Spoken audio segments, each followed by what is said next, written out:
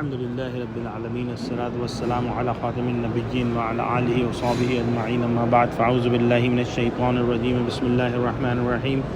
قال الله تعالى في سورة آل عمران وما كان لنبي أن يغل ومن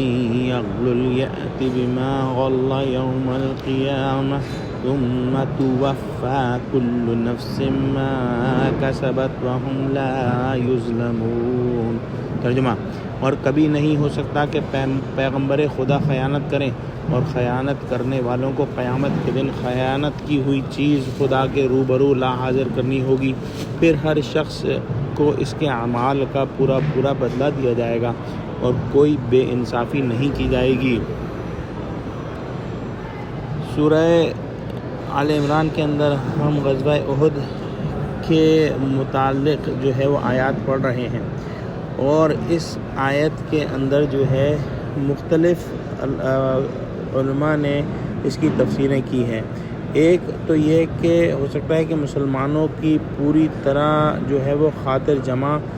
کرنے کا اللہ سبحانہ وتعالیٰ نے ارادہ فرمایا ہو، تاکہ مسلمان یہ وسوسہ نہ لائیں کہ شاید محمد صلی اللہ علیہ وسلم نے ہم کو بظاہر معاف کر دیا اور دل میں خفا ہیں، پھر کبھی خفگی نکالیں گے۔ یہ کام نبیوں کے دل کا نہیں ہو سکتا کہ ظاہر میں کچھ ہیں اور باطن میں کچھ، یا اس سے یہ مطلب بھی لیا گیا ہے کہ اس سے مسلمانوں کو یہ سمجھانا ہے کہ حضور صلی اللہ علیہ وسلم کی عظمت اور عصمت و امانت کو پوری طرح مستحضر رکھیں۔ آپ صلی اللہ علیہ وسلم کی نسبت کبھی کوئی لغو اور بیہودہ خیال نہ لائیں، مثلا یہ گمان نہ کریں کہ غنیمت کا کچھ مال چھپا رکھیں گے، الیاذ باللہ۔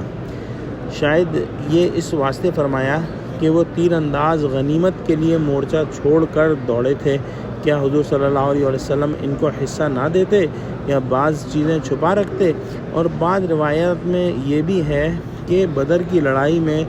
کچھ مال غنیمت میں سے ایک جو ہے چادر یا تلوار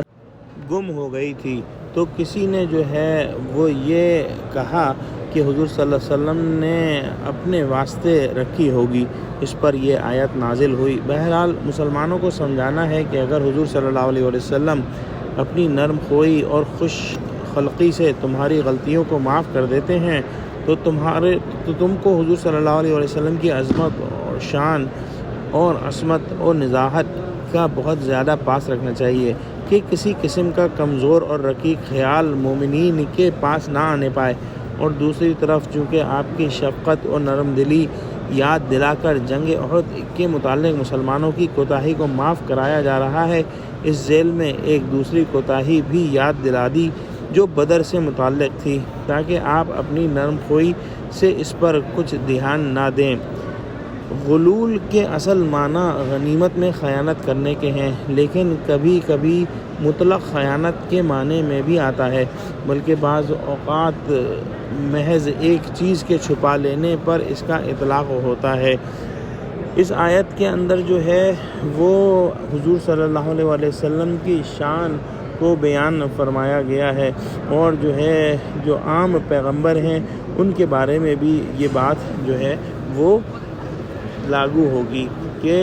کوئی بھی اللہ کا پیغمبر جو ہے وہ کسی قسم کی کبھی کوئی خیانت نہیں کر سکتا۔ دعا کرتے ہیں کہ اللہ ہم کو قرآن کا فہم عطا فرما، آمین۔ وآخر دعوانا الحمد للہ رب العالمین۔ السلام علیکم ورحمۃ اللہ وبرکاتہ۔